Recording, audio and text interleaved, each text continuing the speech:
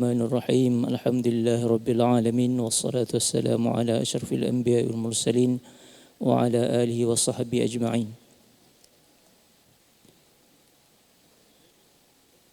واختلف هل كان النبي صلى الله عليه وسلم متبعا للشرع قبله أو لا، فالجمهور لا، وذهبت طائفة إلى الوقف وطائفة إلى أنه كان متبعا للشرع قبله، ثم توقف بعضهم عن التعيين، وقال بعضهم نوح عليه السلام، وقيل إبراهيم عليه السلام، وقيل موسى عليه السلام، وقيل عيسى عليه السلام، وهو ضعيف ولا حجة لهم في قوله سبحانه وتعالى: شرع لكم من الدين ما وصى به نوحا والذي أوحينا إليك وما وصينا به إبراهيم وموسى وعيسى.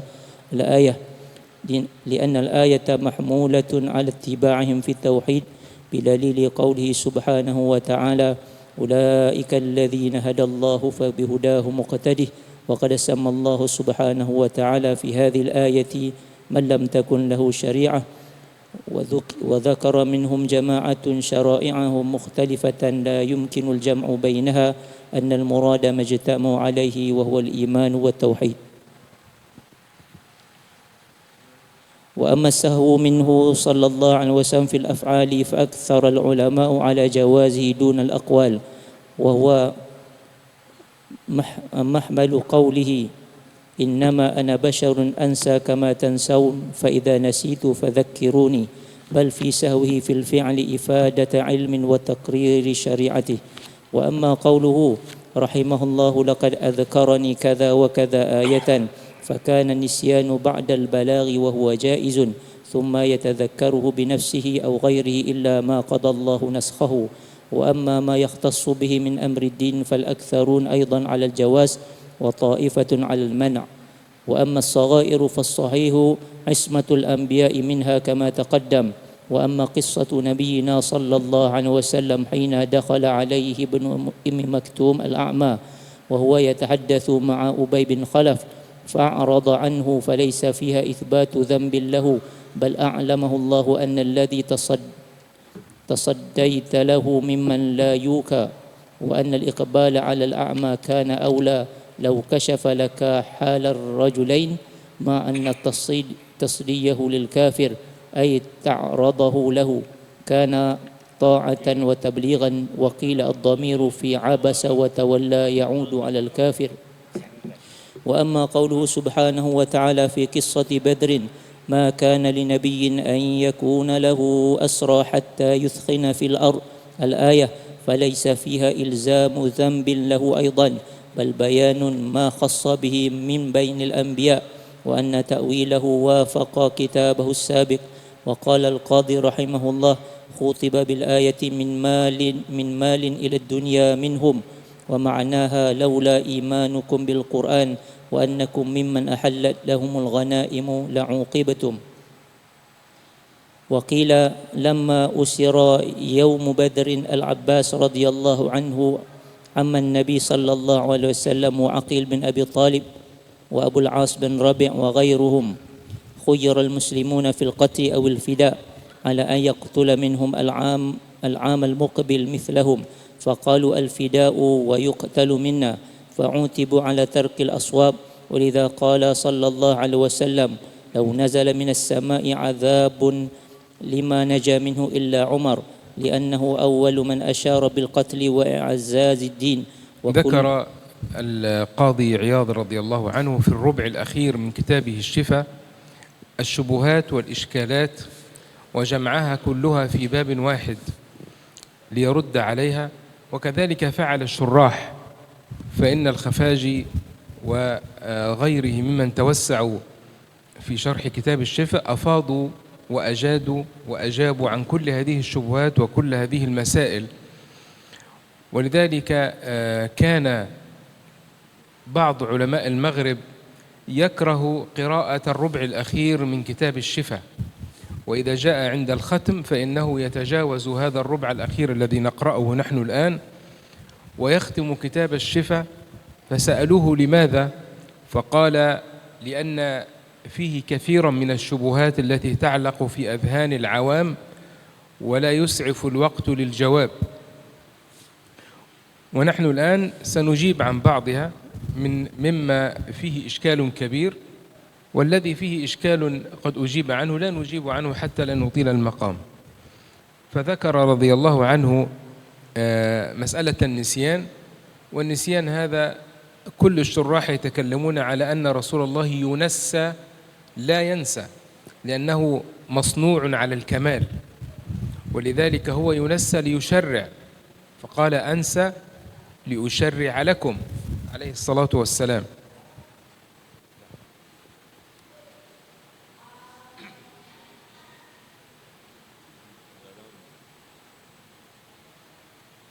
Akhir bahagian ini Imam Qadhi Iyad membuat suatu bab khusus untuk menjawab syubhat-syubhat yang digunakan, disalahfahami oleh sebahagian orang tentang perkara-perkara yang membawa kepada merendahkan para nabi dan kemustahilan yang disebutkan sebelum ini tentang hak para nabi dan rasul.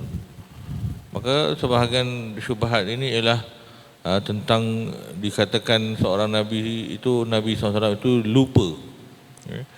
Maka ulama menjelaskan Nabi itu tidak pernah bersifat dengan lupa, tetapi dirinya itu kalau dilupakan oleh Allah SWT itu tujuan untuk mendatangkan syarak ataupun syariat supaya manusia nanti kalau terlupa boleh mencontohi apa yang berlaku kepada Nabi SAW dari sudut syariat ketika terlupa.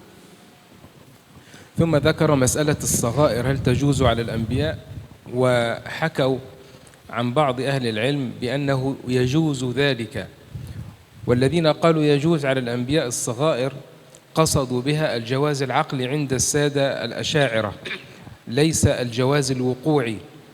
الواقع شيء والجواز العقلي شيء آخر. الجواز العقلي يعني الاحتمال، أما الجواز الوقوعي يعني الحدوث. فهل حدث أن نبيا ارتكب صغيرة؟ ما حدث، لم ينقل أحد بأن هناك نبي ارتكب صغيرة. Jadi di dalam masalah dosa-dosa kecil itu juga ada perbahasan ulama, ada kaul yang mengatakan jawaz boleh, dan jawaz di sini ialah jawaz akli. Jawaz dengan makna dari sudut hukum akal itu boleh berlaku, tetapi kata para ulama ianya memang tidak pernah berlaku secara realiti, bil fi'al tidak pernah berlaku, walaupun kita katakan bil quwwah, maknanya potential boleh berlaku itu ada, tetapi tidak pernah berlaku.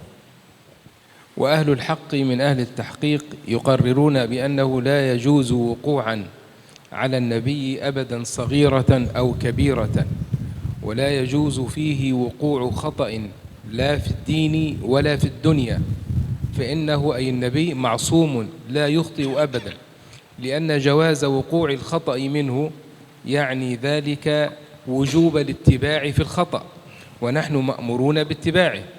قالوا عليه فيلزم منه عصمة النبي في كل شيء، في الدنيا وفي الدين، في الصغيرة وفي الكبيرة، لأن خلاف هذا سيوقعنا في اتباع الباطل وجوبا.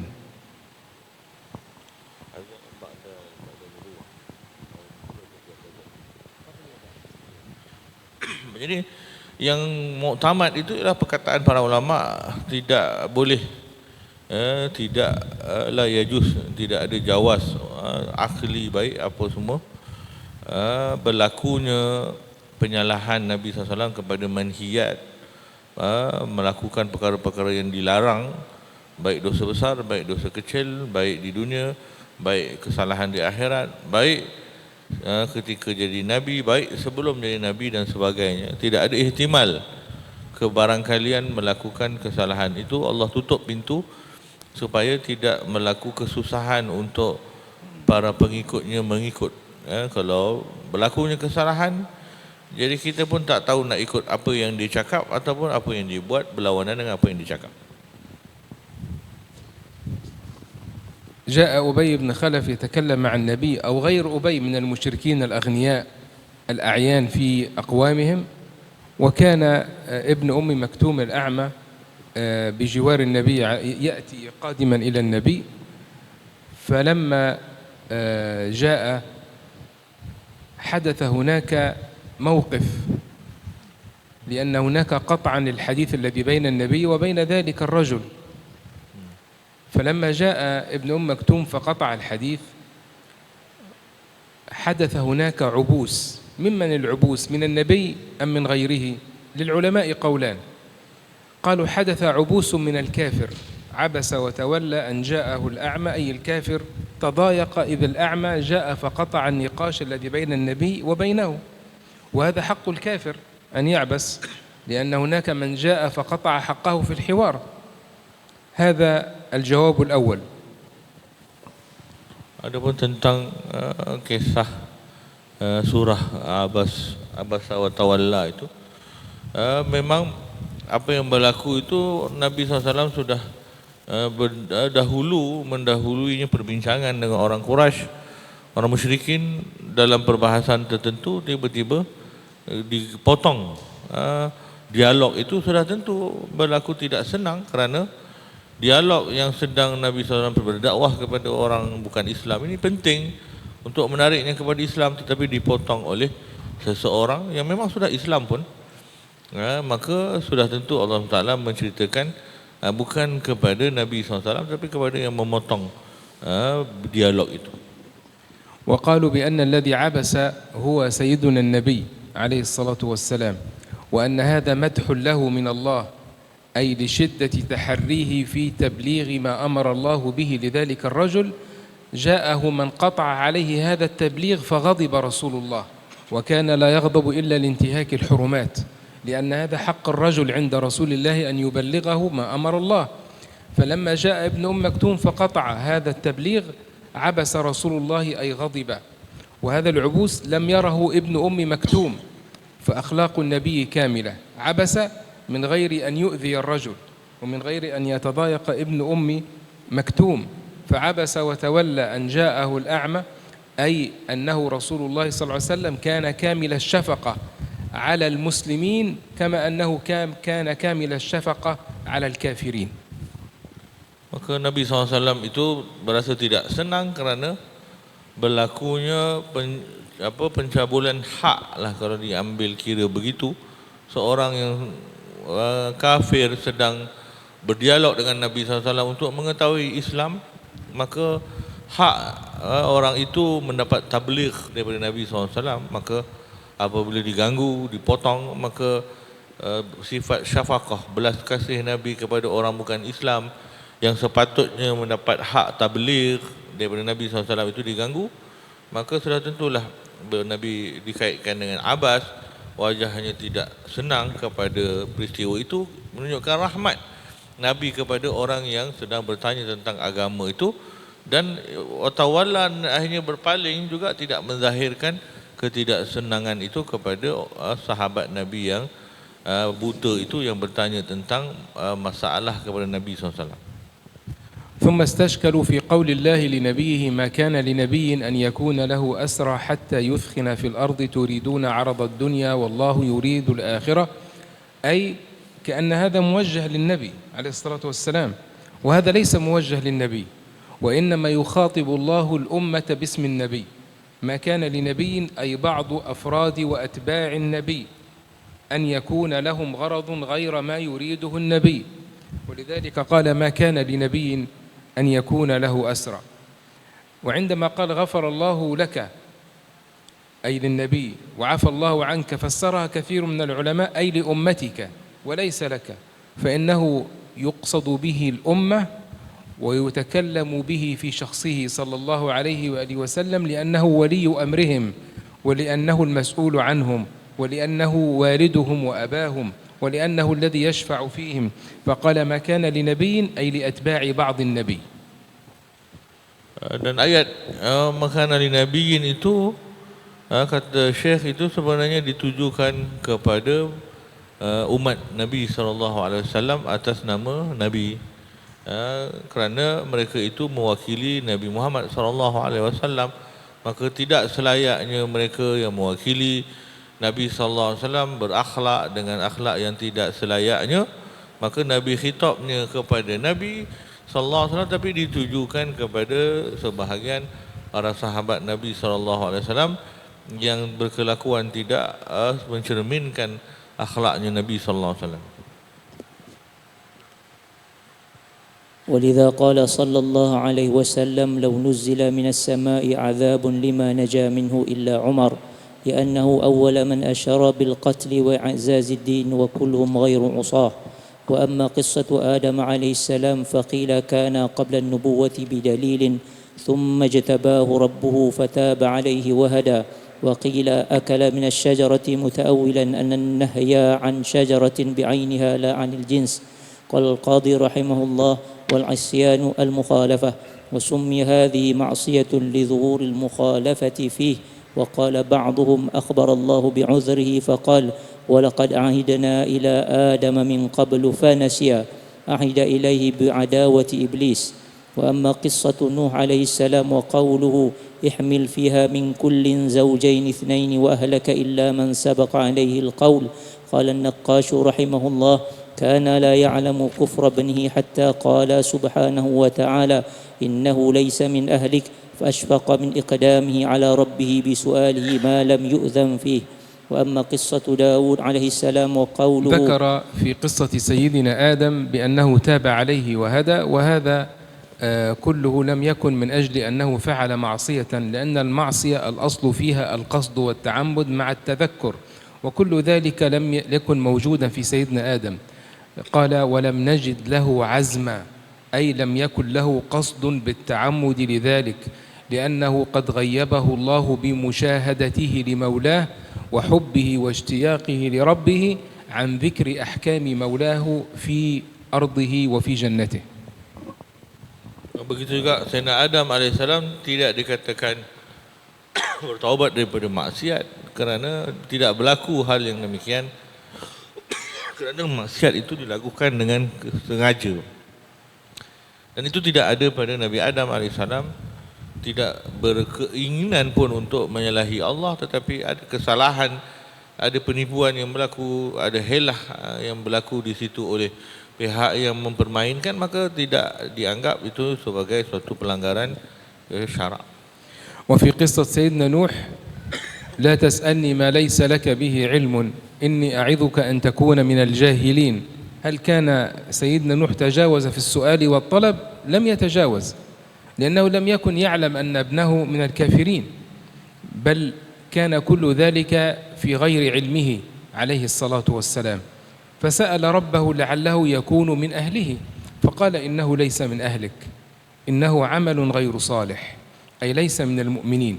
هناك سكت سيدنا نوح ولم يتكلم، لذلك كان فعل سيدنا نوح موافق للعصمة وموافق لمرادات ومقصودات الإله، ولم يتجاوز مع مولاه، وكل ما قاله له ربه أي لست أنت من الجاهلين، إني أعظك أن تكون، والكون هنا يقصد نفي أصل الوقوع، إني أعظك فلا ينبغي أن تكون من الجاهلين. إذا قال ينبغي معناها هذا شيء كان سيقع، أما إني أعظك أن تكون فهذا معناها أن ذلك ليس من طبعك وليس من أصلك وليس من الوجود في شيء. قال الله لنبيه ولا تكن من الغافلين، ليس نهيا وإنما إخبارا أن حال كونك يا محمد معصوم أنت لا تكون من أولئك المغفلين.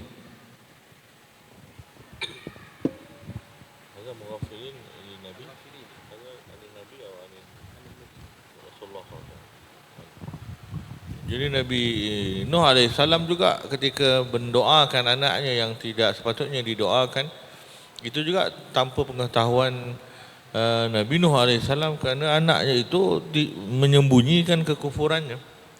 Pada asalnya anaknya itu tidak menzahirkan kekufurannya, akhirnya rupa-rupanya ketika itulah baru terzahir perbuatan kufur anaknya, maka dia diberitahu oleh Allah SWT bahawa anaknya itu di kalangan orang-orang yang kafir. Maka berdoa kepada orang yang tidak selayaknya didoakan itu tidak berlaku, kerana asalnya Nabi Nuh AS tidak tahu perbuatan anaknya itu. Begitu juga wala takun minal ghafilin itu, kamu tidak menjadi di kalangan orang-orang yang lalai.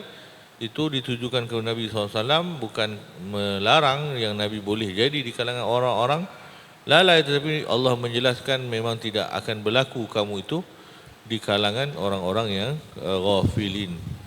Itu ikhbar, menjelaskan apa yang akan berlaku, iaitu tidak akan jadi di kalangan mereka yang lalai. وأما قصة داود عليه السلام وقوله وظن داود أنما فتنه الآية فقال ابن عباس رضي الله عنهما وابن مسعود رضي الله عنه ما زاد داود عليه السلام على أن قال لزوج المرأة انزل لي عن امرأتك، وقيل خطبها على خطبته، وقيل بل أحب بقلبه أن يستشهد زوجها فتزوجها، وقيل بل استغفر ربه من قوله لأحد المتخاصمين لقد ظلمك بسؤال نعجتك فظلم خصمه بقوله.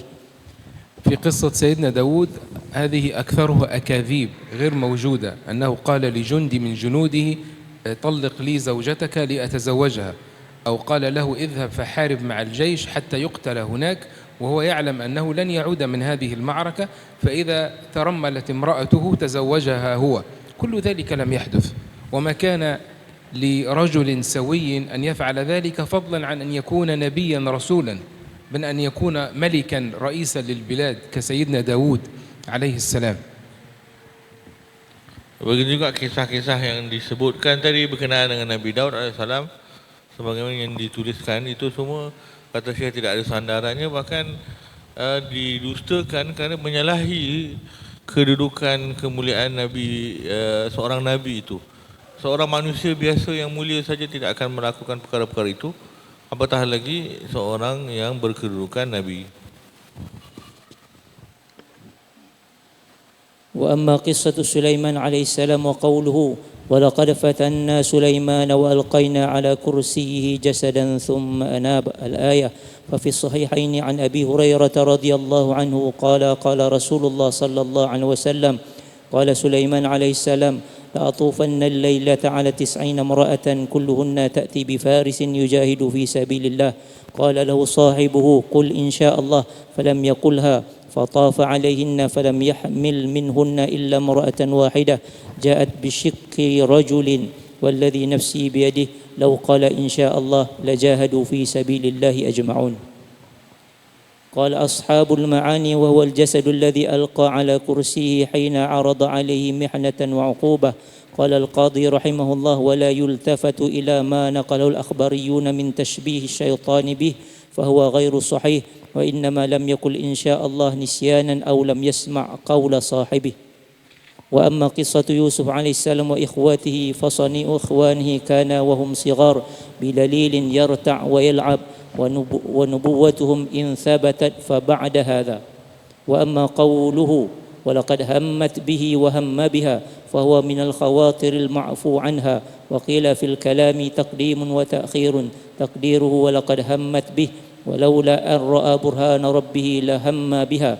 وأما جعل السقاية في رحل أخيه فكان بأمر الله سبحانه وتعالى بدليل، كذلك كدنا ليوسف أي أردنا له ذلك. وأما خبر موسى عليه السلام وقتلته القبطي فقال قتادة رضي الله عنه لم يرد قتله.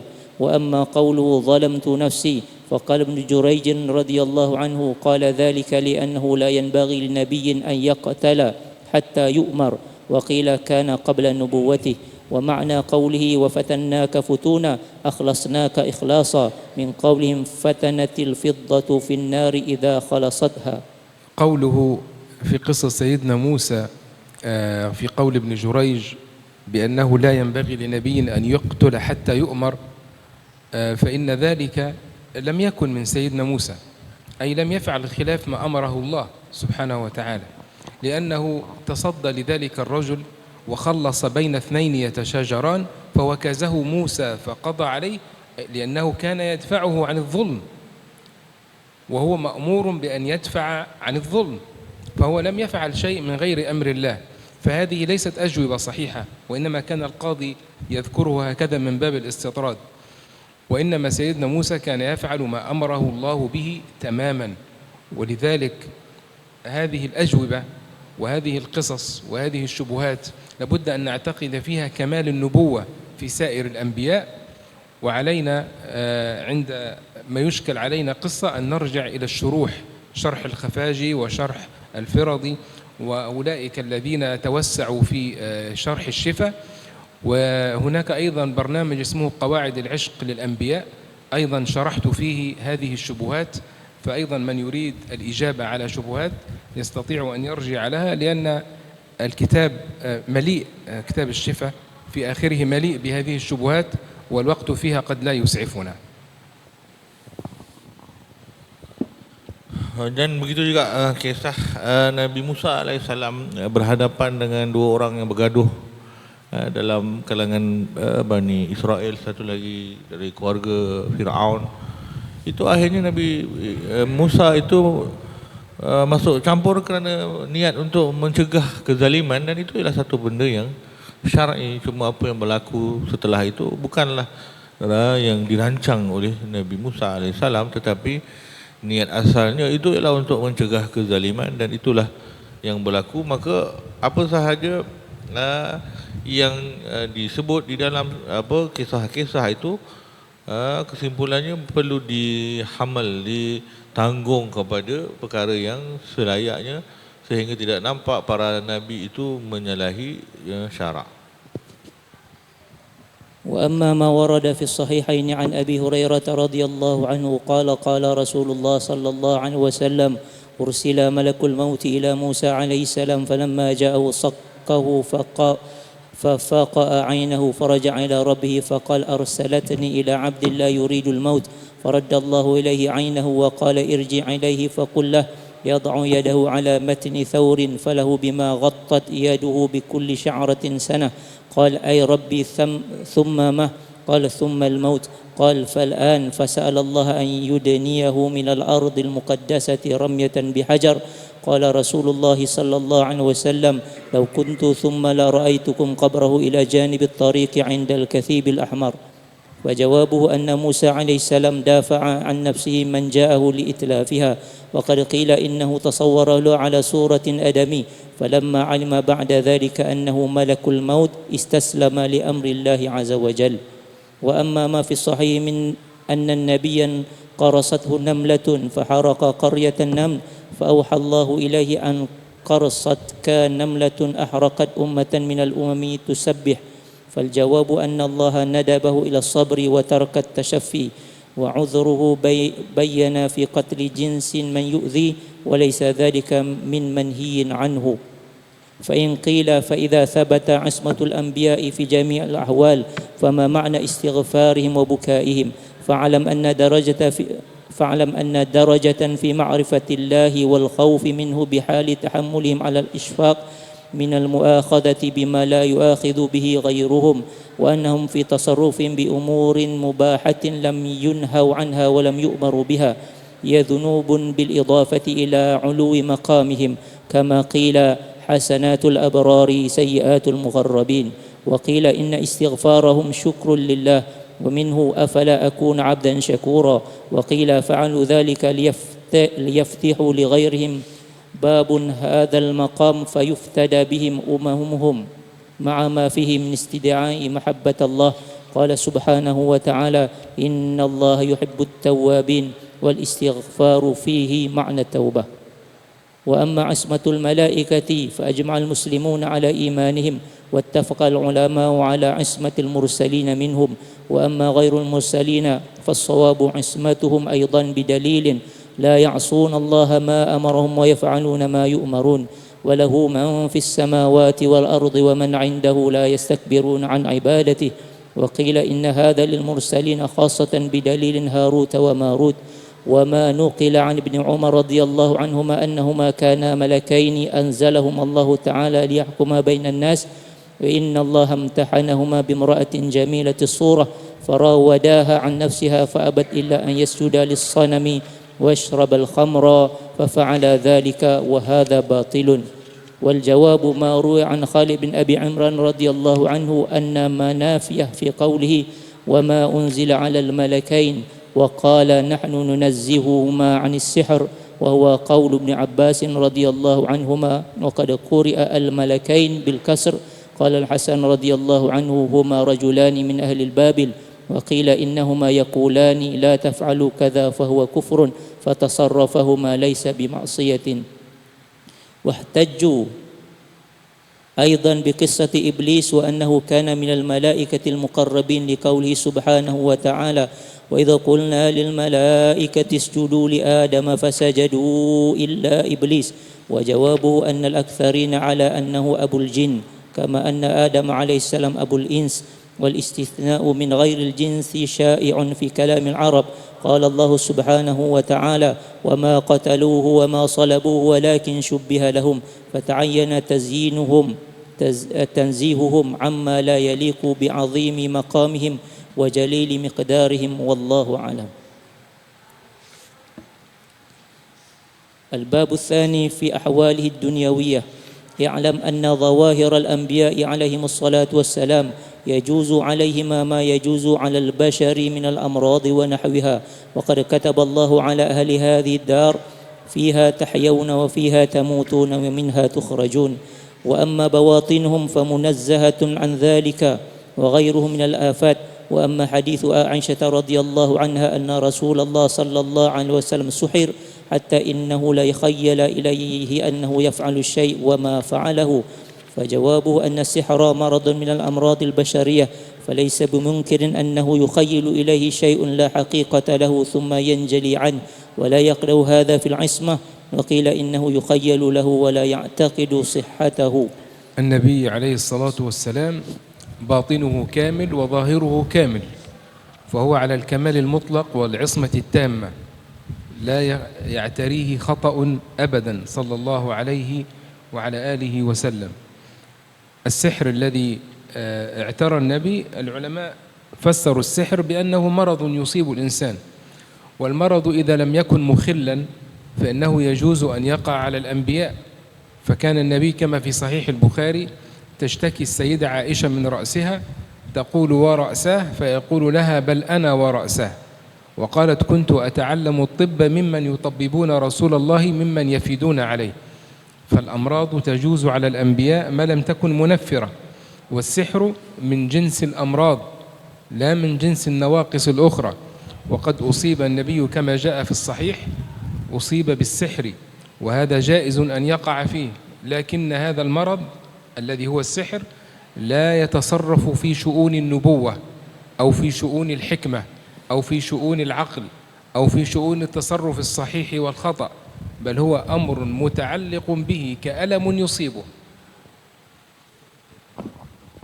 Bahkan sifat jawas Nabi SAW itu sakit. Sakit itu sakit yang tidak membawa orang menjauh, sakit yang tidak mengurangkan kedudukan baginda Nabi SAW itu jaiz, boleh saja berlaku kepada seorang Nabi. Bahkan memang berlaku pun Nabi itu sakit, bahkan ditimpa juga dengan sihir sebagaimana dalam sahih, dan itu semua tidak bawa kepada merosakkan kredibiliti Nabi SAW dan tidak munafir, tidak menjauhkan orang daripada baginda Nabi SAW. Adapun sakit-sakit yang melampau dan sebagainya itu tidak sabit kepada mana-mana para Nabi dan Rasul alaihimussalam. واعلم أن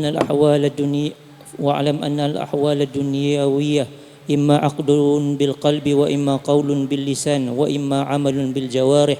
فأما العقد القلب فيجوز أنه صلى الله عليه وسلم يعتقد في أمور الدنيا شيئا ثم يظهر خلافه أو يشك فيه بخلاف الشرع بدليل حديث رافع بن خديج رضي الله عنه قدم رسول الله صلى الله عليه وسلم المدينة وهم يؤبرون النخل فقال ما تصنعون؟ قالوا نؤبر النخل. قال لعلكم لو لم تفعلوا كان خيرا. فتركوه فنقصت فذكر ذلك له فقال إنما أنا بشر إذا أمرتكم بشيء من دينكم فخذوا به وإذا أمرتكم بشيء من رأيي فإنما أنا بشر. صلى الله عليه وآله وسلم عندما أمرهم بألا يؤبروا النخل أراد القاعدة التي تسير عليها السادة الأشاعرة من أن الفعل لا يكمن فيه الأثر والنتيجة، أي الري ليس في الماء، الري بعد العطش ليس في الماء وإنما يخلقه الله خلقا، فالتأبير ليس هو الذي يفعل ما يريدونه من النخل وإنما هو وسيلة كالماء. فأراد النبي أن يصحح لهم المعتقد ويقول لهم ليس عليكم ألا تؤبروا، هكذا قال لهم، أي لو لم تؤبروا لخلق الله ما تريدونه من التأبير بدون تأبير، أي ذلك التوحيد الخالص أراد أن يربيهم عليه لا أن يمنعهم من التأبير. ففهموه هم رضي الله عنهم فهما خاطئا، فهموا أنه يمنعهم من التأبير وإنما قال لهم ليس عليكم ألا تؤبروا، أي ليست النتيجة في السبب.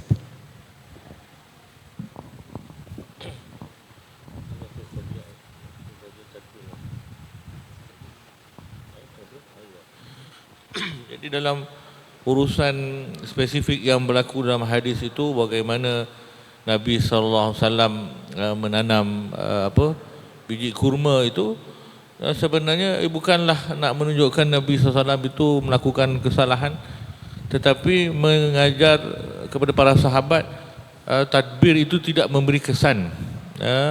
Yang memberi kesan ialah Allah Subhanahu Wa Taala. Tetapi setelah itu usahalah sebagaimana yang mereka tahu. Kadang-kadang benda itu berjaya, kadang-kadang benda itu tak berjaya. Itu semua tidak kembali kepada usahanya mereka, tetapi kembali kepada kekuasaan Allah Subhanahu Wa Taala. Itulah yang Nabi SAW sedang ajar para sahabat agar tidak tergantung hati mereka kepada tadbir yang mereka usahakan, supaya mereka tidak meletakkan sandaran mereka kepada usaha mereka, tetapi lebih melihat kepada yang berkuasa menjadikan sesuatu usaha itu berjaya, ialah Allah Subhanahu Wa Taala. Selebihnya bukanlah Nabi SAW yang ingin menolak usaha ataupun susunan-susunan tadbir yang telah dipelajari oleh seseorang.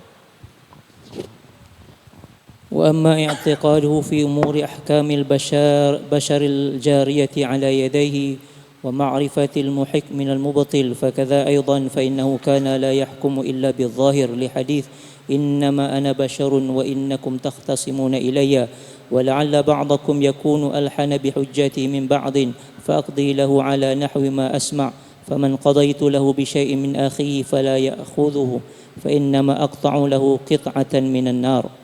قال القاضي رحمه الله لو شاء الله لأطلعوا على ضمائر عباده فحكم بينهم بيقين ولكن ليقتدى به أمته في ذلك وليكون أجل في البيان وأوضح للأحكام. النبي عليه الصلاة والسلام يمكن أن يطلعه الله على الغيب فيحكم بين الناس في القضايا التي تعرض عليه بيقين، لكن النبي عندما يحكم في القضايا لا يحكم على أنه مطلع على الغيب، وإنما يحكم ليجسد وظيفة القاضي الذي يحكم بحسب الدليل لا بحسب الحقيقة. وليس من شروط النبي أن يكون نبيا أن يعلم الغيب وأن يطلعه الله على الخفايا التي في الصدور، هذا ليس من شرط النبي ولا من علامات النبي، وإنما النبي هو الذي ينبئ الناس بما أرسله الله به فقط.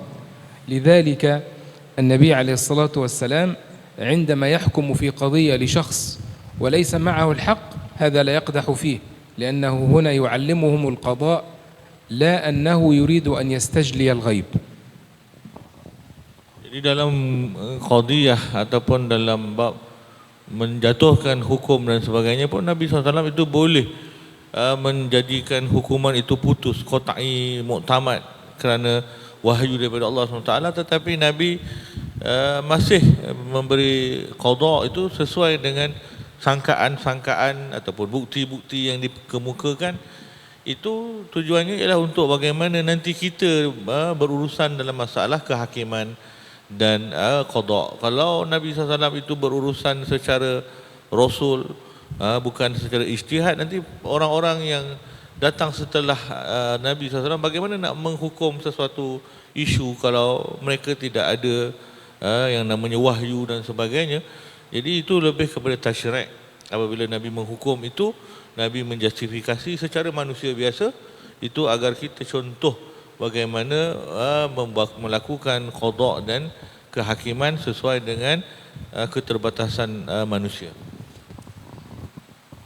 وأما أقواله الدنيوية فالمعارض الموهم ظاهرها خلاف باطنها جائزة عليه كما ورد في مزحه صلى الله عليه وسلم من قوله لرجل الذي استحمله لأحملنك على ابن الناقة، وقوله للمرأة التي سألته عن زوجها أهو الذي بعينه بياض، وهذا كله صدق لأن كل جمل ابن ناقة وكل إنسان بعينيه بياض، وكان إذا مزح لا يقول إلا حقا.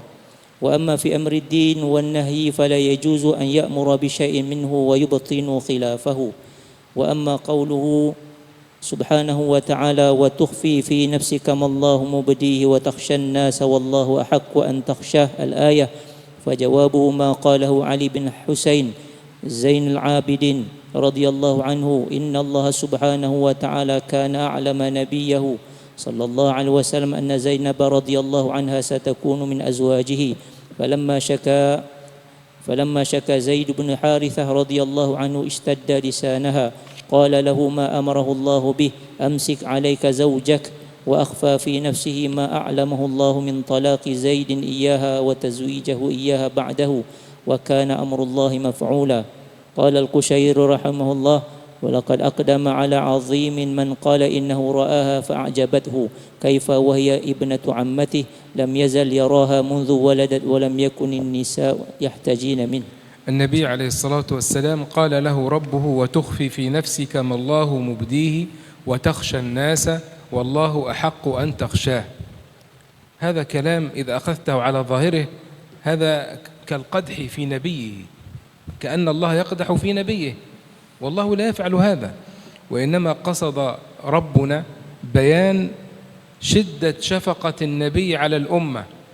قال وتخشى الناس، وهنا حذف في الجملة، تخشى الناس أي تخشى على الناس من أن يظنوا بك شرا فيهلكوا باعتقادهم فيك هذا الشر.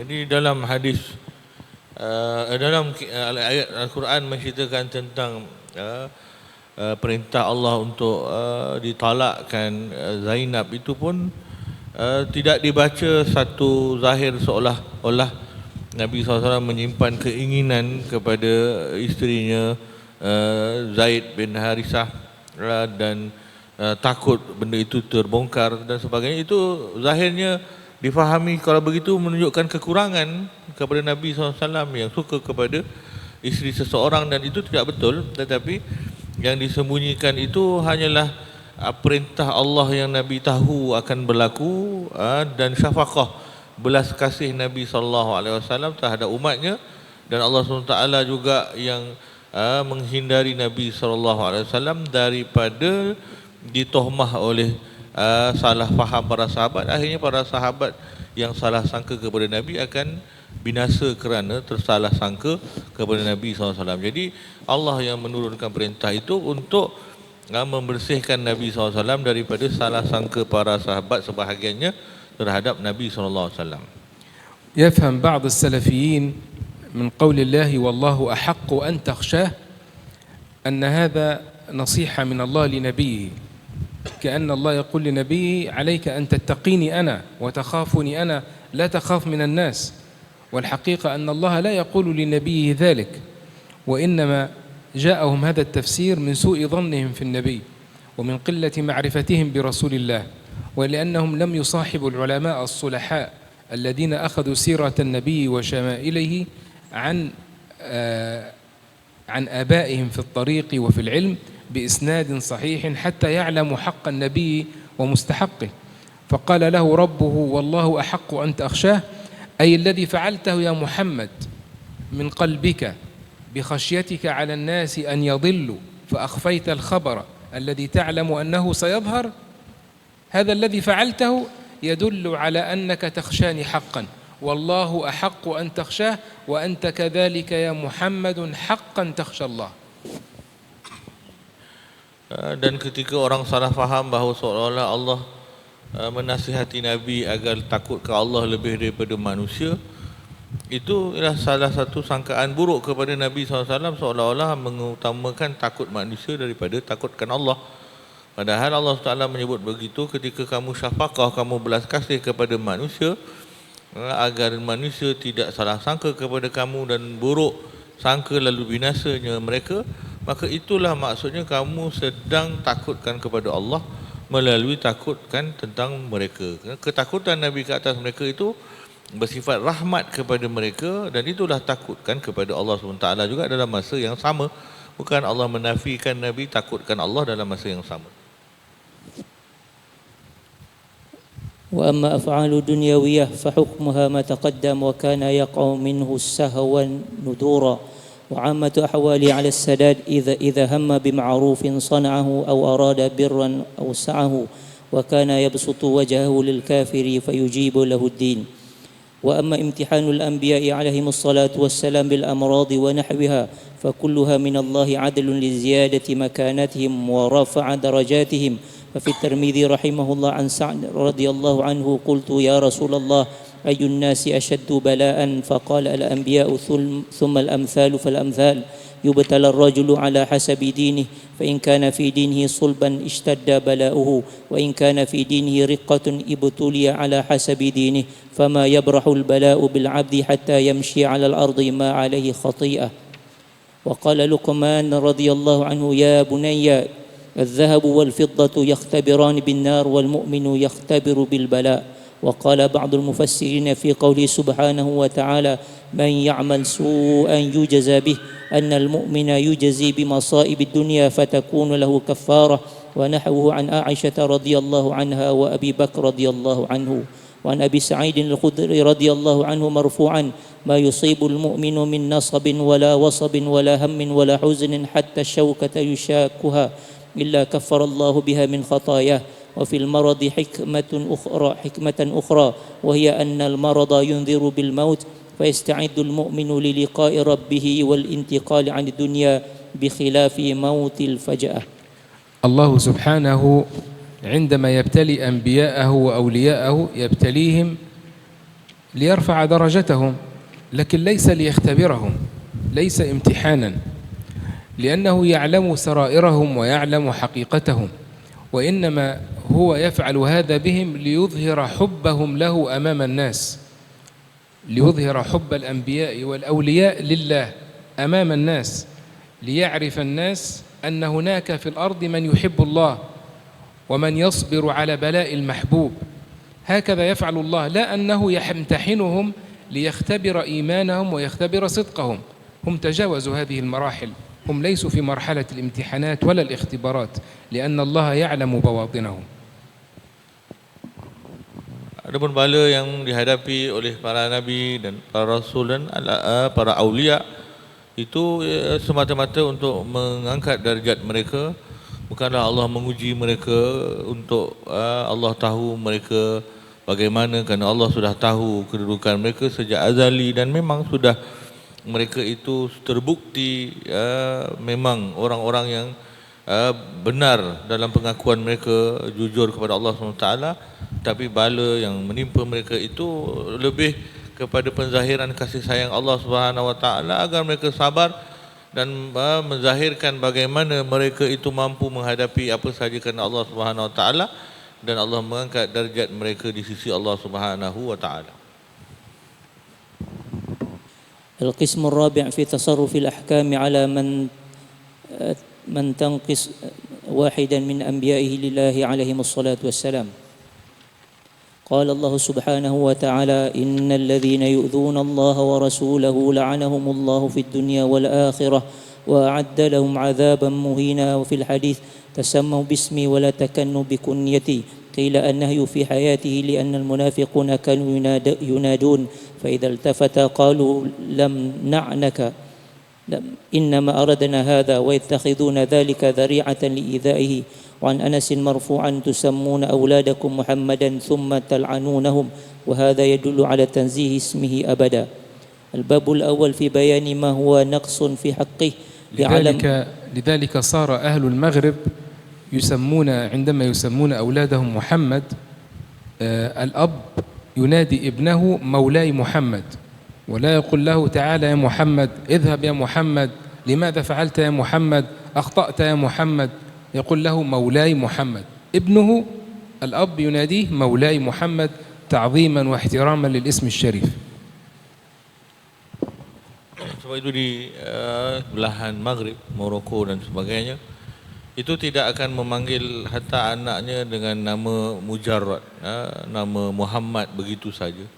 Dia akan memanggil Maulaya Muhammad. Kalau namakan anaknya dengan nama Nabi SAW, seeloknya tidak memanggil nama anaknya itu dengan nama kosong tanpa ada gelaran, kerana memuliakan nama Muhammad, Ahmad ataupun sebagainya.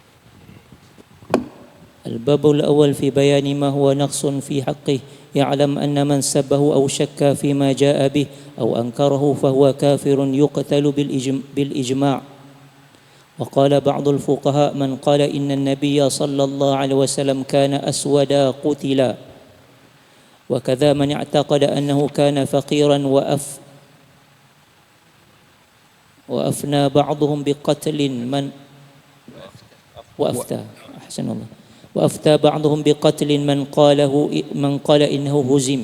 النبي عليه الصلاة والسلام لم يكن فقيرا بل كان غنيا، وعندما نجد لحظات أو أوقات أنه لم يكن عنده المال هذا ليس لأنه فقير ولكن لأنه أنفق كل ماله، كان يأتيه الفقراء فيعطيهم، وكان يكون عنده نفقة السنة والسنتين والثلاثة موجودة، الكاش متوفر، ففجأة يفرق كل هذا الكاش فلا يبقى معه درهم واحد من هذا الكاش، فحاله في هذا أنه سيستدين، سيعطي درعه لرجل ويأخذ بدله شيء حتى يطعم الناس. هذا ليس فقر، هذا رجل غني جدا لكنه مسؤول عن أمة. لذلك من قال بأنه فقير فهو كاذب، لأن النبي لم يكن فقيرا. Bahkan Nabi SAW bukanlah seorang yang miskin, tetapi baginda SAW seorang yang kaya. Cuma kadang-kadang situasi Nabi SAW tidak ada kecukupan makanan dan sebagainya. Itu kerana Nabi sudah membelanjakan hartanya semuanya kepada para sahabat. Nabi SAW tidak menyimpan harta. Nabi SAW banyak harta dan dapat harta, Nabi belanjakan semuanya, nanti datang balik harta dan belanjakan sepenuhnya, kerana Nabi tidak menyimpan hartanya daripada umatnya.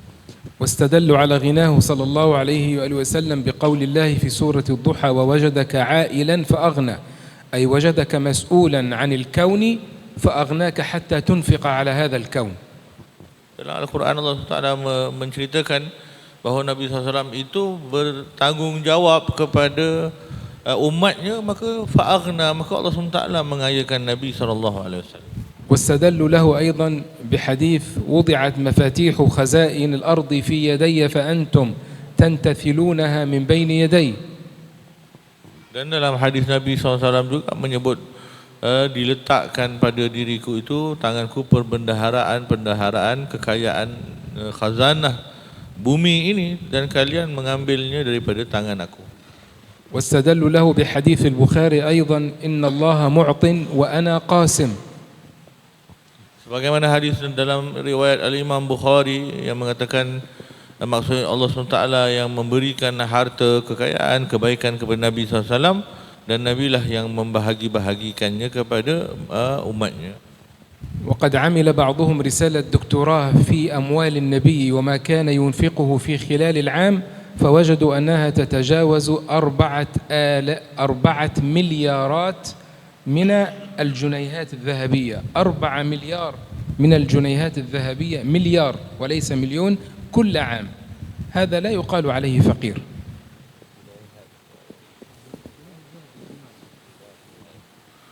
Jadi ada ulama membuat tesis melihat bagaimana pembelanjaan Nabi SAW secara tahunan. itu didapati sejumlah lebih kurang 4 juta dinar, 4 juta keping emas. Itu pembelanjaan tahunan Nabi SAW yang diinfakkan kepada sesama para sahabat Nabi SAW. وعندما نجد أخبارا عن زهد النبي وأنه يلبس ثيابا مرقعة وأنه يصلح نعله صلى الله عليه وآله وسلم، هذا ليس لأنه فقير، ولكن هذا لأن هذه الأشياء لا تؤثر في نفسه كاملة عظيمة راقية، ولأنه أيضا ينفق ويعطي كل ما عنده. إذا يلبس ثوب يعجب بعض الناس يقول أعجبني يا رسول الله، فيخلعه له رسول الله ويكسوه له، ويكون قد أعطى كل الكساء الذي في بيته، فليس عنده كساء غير هذا من الكرم والغنى وليس من الفقر. Kalau didapati riwayat-riwayat yang mengatakan Nabi SAW memakai pakaian-pakaian yang sederhana dan sebagainya, itu bukan kerana miskin. Dan zuhud Nabi SAW memang pilihan, kerana Nabi SAW itu kalau ada pakaian-pakaian yang indah, yang baru, kalau sahabat melihat keindahan itu, Nabi akan beri terus kepada mereka. Maksudnya Nabi sentiasa memberi dan memberi, sehingga yang tinggal apa yang sekadarnya sahaja yang ada pada Nabi SAW. Adapun selainnya sudah diberikan kepada selain Nabi SAW.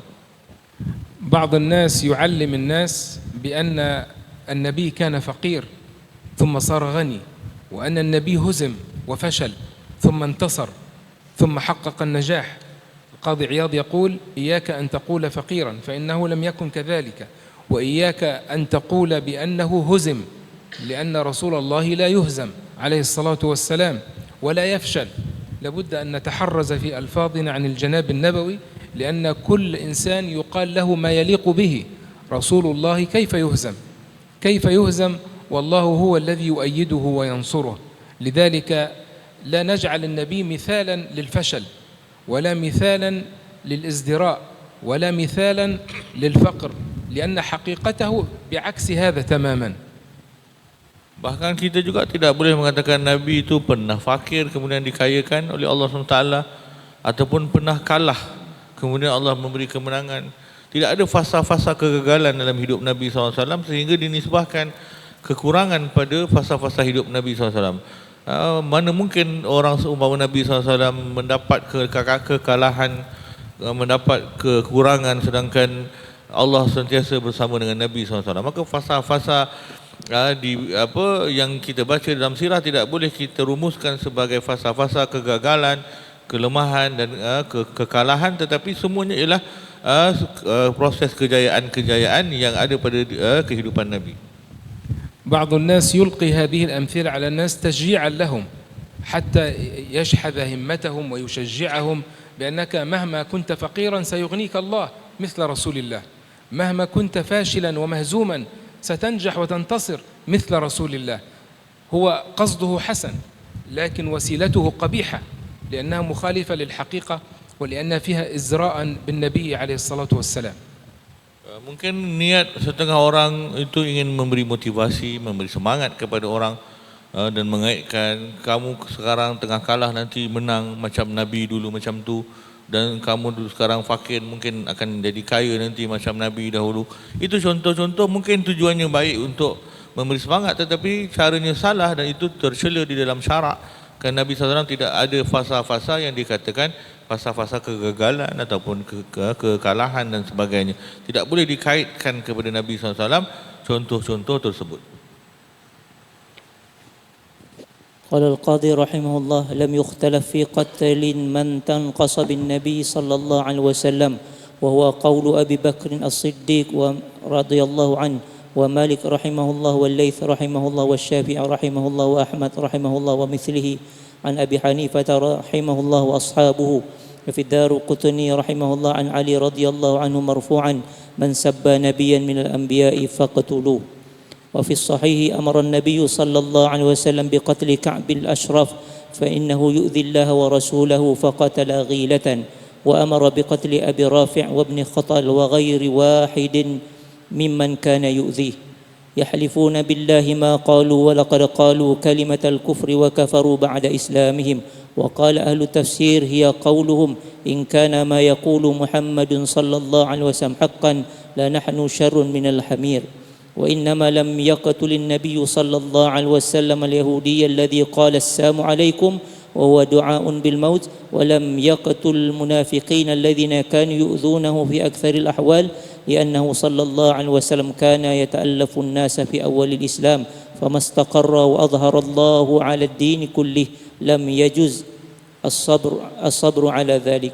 ويجب على كل مكلف إذا ذكر المصطفى صلى الله عليه وسلم أو غيره من الأنبياء أن يذكره بتوقير وتكريم وتعظيم، ولا يذكره بما يوهم نقصا ونحوه مما يجب تنزيهه عنه، ويمنع من ذلك ويؤدب بما يليق ولو جاهلا أو سكرانا أو نحوهما. وهذا الحكم في قاتل مؤذي النبي ومتنقصه هو حكم عند الفقهاء موكول للنبي خاصة، أي النبي هو الذي يحكم في ذلك وله أن يتنازل عنه، ثم من بعد النبي موكول إلى الحاكم، فالحاكم له أن يفعل هذا القصاص أو أنه يعفو عن هذا القصاص. فهذا الحكم ليس لأحد الناس وليس للجماعات وليس للعلماء، وإنما هو للحاكم المتمكن الذي له سلطة ومؤسسات وجيش وقضاء، هو الذي يفعل هذا الحكم إن شاء، وإن لم يشأ لم يفعل، لأن النبي فعله أحيانا وتركه أحيانا. Jadi hukum membunuh, hukum jatuh hukum bunuh pada pencela, orang yang menghina Nabi SAW itu asalnya khusus kepada Nabi SAW saja yang boleh menjatuhkan hukuman itu. Setelah itu ialah waliul amr, orang-orang yang mempunyai autoriti kepimpinan dalam negara, dan hakim-hakim yang mempunyai kekuasaan, mereka sahaja yang boleh menjatuhkan hukuman itu, menjatuhkan hukuman bunuh kepada penghina Nabi, ataupun mereka meninggalkan hukuman itu, terserah kepada kebijaksanaan masing-masing. Kerana kadang-kadang Nabi jatuhkan hukuman, kadang-kadang Nabi tinggalkan hukuman itu. Tidak boleh dilakukan oleh manusia biasa ataupun orang-orang awam, ataupun hatta ulama pun tidak boleh menjatuhkan hukuman itu. Hukuman itu hanya dilaksanakan oleh pihak autoriti sahaja, sedangkan ulama dan sebagainya hanya menjelaskan apakah keburukan dan hukuman yang selayaknya mereka terima. الباب الثاني في حكم مؤذيه. قال سبحانه وتعالى إن الذين يؤذون الله ورسوله لعنهم الله في الدنيا والآخرة وأعد لهم عذابا مهينا. ومن إيذائه إيذاء أهل بيته أو إهانة واحد منهم أو مطل حق من حقوقهم أو التكلم فيه بما لا يليق. قال سبحانه وتعالى قل لا أسألكم عليه أجرا إلا المودة في القربى. وقال سبحانه وقال صلى الله عليه وسلم الله الله في أهل بيتي. ومن إيذائه التكلم في أقاربه بالسوء أو سب أحد من أصحابه أو ذكرهم بما يؤدي إلى نقص مقامهم.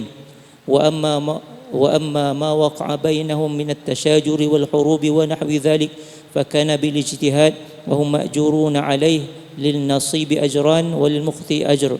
وفي الحديث أصحابي كالنجوم بأيهم اقتديتم اهتديتم. وقد ذكر في الأصل أحكاما فقهية لمن وقع منه شيء، من سب أو غيره فانظره إن احتجت إليه. من آداب التعامل مع النبي وحقه علينا أن نحترم ذريته وآل بيته، وأن نوقرهم ونعظمهم، وأن نحفظ لهم حقهم مهما فعلوا ومهما أخطأوا. الله يحاسبهم، لسنا نحن. أما نحن فواجب العلاقة معهم هو الاحترام والتأدب ورعاية حق أبيهم سيدنا رسول الله صلى الله عليه وآله وسلم، لأنه هو الذي سيشفع فينا وفيهم صلى الله عليه وآله وسلم. نفعل هذا مع آل البيت ليس كما يفعل السلفية في عدم احترام آل البيت ومعاملتهم معاملة عامة الناس، بل لآل البيت حق معتبر، حتى ألف فيه العلامة النبهاني بقوله الشرف المؤبد لآل محمد، كتاب كامل يبين فيه حقوق آل البيت. Dalam hak kepada Nabi SAW juga Nabi SAW itu berhak untuk dihormati, dimuliakan melalui zuriat dan ahlul bait, keturunan Nabi SAW. Perlu kita muliakan mereka kerana hubungan mereka kepada baginda Nabi SAW, hubungan darah mereka. Walaupun ada di kalangan mereka yang melakukan kesalahan, kesilapan, kekurangan dan sebagainya, itu urusan mereka dengan Allah Subhanahu Wa Taala, diserahkan kepada pihak yang bertanggungjawab. Adapun hubungan kita kepada mereka, kita menyayangi mereka dan memuliakan mereka kerana kita mengharapkan syafaat datuk mereka baginda Nabi SAW, sebagaimana mereka juga mendapat syafaat baginda Nabi SAW. ونحترم أصحابه صلى الله عليه وآله وسلم ونحترم زوجاته أمهات المؤمنين ونقدرهم ونعظمهم كما يفعل أهل السنة، لا كما تفعل الشيعة والرافضة في سب الصحابة وفي اتهام بعض أمهات المؤمنين، فإن حق رسول الله علينا ألا نؤذيه في أحد من آل بيته ولا أصحابه ولا زوجاته. Begitu juga kepada para sahabat Nabi SAW dan isteri-isteri Nabi SAW, kita juga memuliakan mereka dan tidak membincangkan perkara-perkara yang memburukkan mereka dan sebagainya. Tidak seperti kaum Syiah dan Rafidah yang mencela dan merendahkan sebahagian isteri dan para sahabat Nabi SAW. الباب الثالث في حكم من تكلم في حق الله تعالى أو ملائكته وكتبه بشيء مما لا يليق كسب ونحوه. لا خلاف بين المسلمين في قتل منه سب أو تنقيص لمن ذكر، فإن وقع من شخص إضافة ما لا يليق بالله تعالى على طريق الاجتهاد والتأويل المفضي إلى البدعة كنفي صفة أو تشبيه أو نحو ذلك، فالمشهور عن مالك وغيره عدم تكفيره، بل يبالغ في تأديبه ويستتاب. قال صلى الله عليه وسلم: أمرت أن أقاتل الناس حتى يشهدوا أن لا إله إلا الله وأن محمد رسول الله ويقيموا الصلاة ويؤتوا الزكاة، فإذا فعلوا ذلك عصموا مني دماءهم وأموالهم وحسابهم على الله. أخرجه في الصحيحين. والأحاديث الواردة في تكفير القدرية والروافض والخوارج وغيرهم من أهل الأهواء قد يحتج بها من يقول بالتكفير، وأما من لم يقل بذلك فحملها على التغليظ والزجر، كالأحاديث الواردة باللعن ونحوه في الربا وعقوق الوالدين وشرب الخمر ونحو ذلك. وأما الكفر الصريح فهو قول كفر أو فعل كفر أو اعتقاده، وقد بين ذلك في كتاب الردة من علم الفقه. وكذا من جحد النبوة عموما أو خصوصا أو مجمعا عليه معلوما من الدين بالضرورة، أو أحل حراما أو حرم حلالا بالإجماع. فيجب على كل مؤمن معرفة الله سبحانه وتعالى وما يستحيل وما يجوز في حقه، وما يطلب معرفته في حق الرسل والأنبياء عليهم الصلاة والسلام، وأن يعتقد أن الملائكة أجسام لطيفة نورانية لا يعصون الله ما أمرهم ويفعلون ما يؤمرون، وأن يؤمن بالكتب المنزلة وأنها كلام الله، وأن أعظمها وأفضلها القرآن الشريف. قال سبحانه وتعالى: آمن الرسول بما أنزل إليه من ربه والمؤمنون كل آمن بالله وملائكته وكتبه ورسله لا نفرق بين أحد من رسله وقالوا سمعنا وأطعنا غفرانك ربنا وإليك المصير. وقال سبحانه وتعالى في القرآن: وإنه لكتاب عزيز لا يأتيه الباطل من بين يديه ولا من خلفه تنزيل من حكيم حميد. فمن شك أنه ليس كلام الله أو نقص أو بدل أو زاد في حرفا فهو كافر بالإجماع. عن عباس رضي الله عنهما قال رسول الله صلى الله عليه وسلم: من جحد آية من كتاب الله فقد حل ضرب عنقه. وكذا من جحد التوراة أو الإنجيل أو كتب الله المنزلة أو تكلم فيها بما لا يليق فهو كافر. ويجب أن يعظم آل النبي صلى الله عليه وسلم وأصحابه. ففي مسلم من حديث المسور بن مخرمة رضي الله عنه قال: قال رسول الله صلى الله عليه وسلم: فاطمة رضي الله عنها بضعة مني يؤذيني ما آذاها في الحديث لا تؤذيني في عائشة رضي الله عنها وفي حديث بالأصل من سب أصحابي فاضربوه. وعن الإمام مالك رحمه الله أن من انتسب للنبي صلى الله عليه وسلم بالكذب يضرب ضربا وجيعا ويشهر الاستخفاف بحق النبي صلى الله عليه وسلم. وإذا عرفت ما ذكرناه وأتقنت ما قلنا فعليك بتقوى الله والعمل بسنتي والأهواء، فكل خير في اتباع من سلف وكل شر في ابتداع من خلف.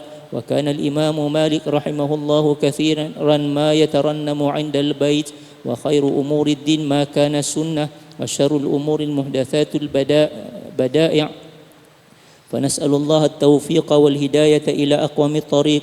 وهذا ما أردنا ذكره واختصاره من كتاب الشفاء بتعريف حقوق المصطفى، وأرجو أن يكون فيه مفاية للطالب وهداية للراغب، فقد اجتمع على كثير من المهمات ونبذة من المعجزات وأمورا يستغني عن معرفتها كل مؤمن، فالله تعالى يجعله خالصا لوجهه الكريم ويغفر ما وقع مني من الذلل بحق نبيه العظيم، فإنه لا يخيب أمل الراجين ولا يرد دعوة القاصدين. وصلى الله على سيدنا محمد صلى الله عليه وسلم خاتم النبيين وعلى آله وصحبه أجمعين. والحمد لله رب العالمين. وقد تم الختم لهذا الكتاب الشريف العظيم حسن الوفا مختصر الشفا لسيدنا العلامة الدمليجي المعروف بسويدان، المتوفى سنة 1234 يعني 1234 هكذا على الترتيب من الشمال اليسار إلى اليمين، 1 2 3 4 سنة وفاته.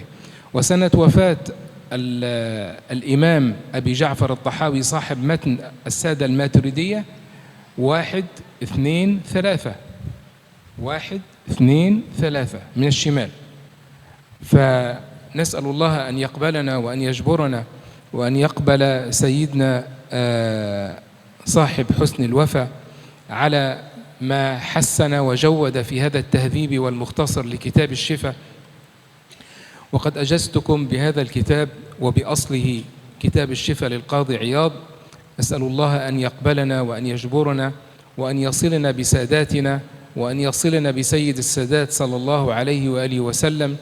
وعند ختم الكتب دعوة مستجابة، وعند ختم الأعمال الصالحة دعوة مستجابة، وعند ختم الشفا بالخصوص دعوة مستجابة مجربة عند السادة العلماء على مر العصور. فقد مر 1000 عام على هذا الكتاب وهو مجرب في إجابة الدعاء عند ختمه.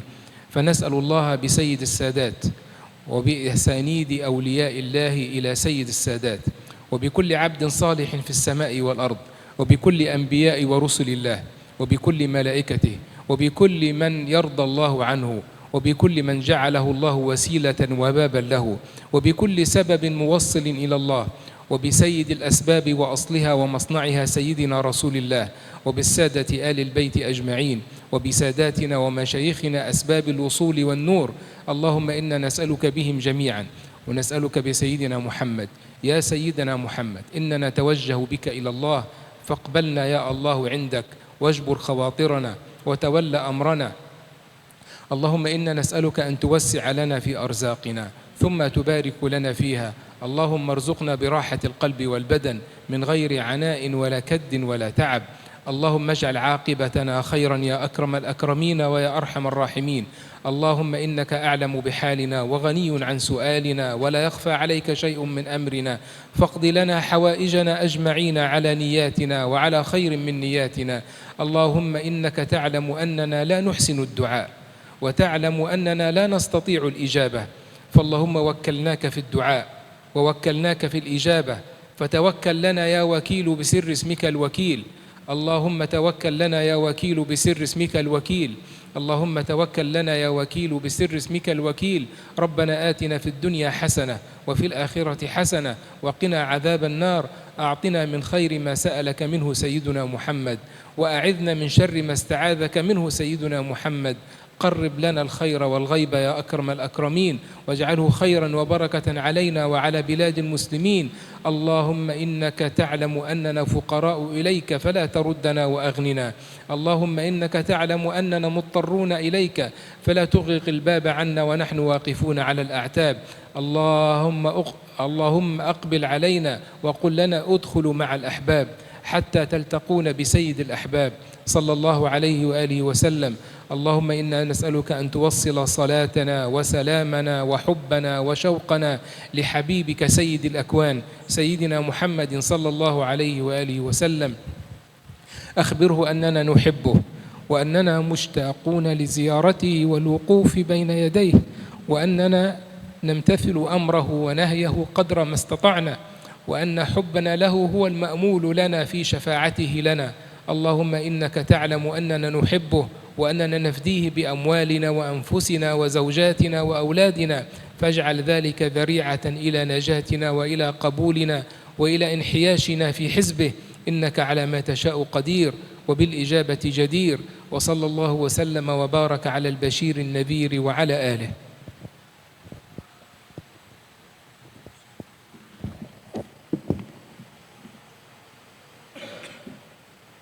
Dengan ijazah, maka yang paling sempurna itu ialah yang meriwayatkan secara kamil. Itu sepatutnya ada special sanad yang sepatutnya mereka dapat. Wallahu a'lam.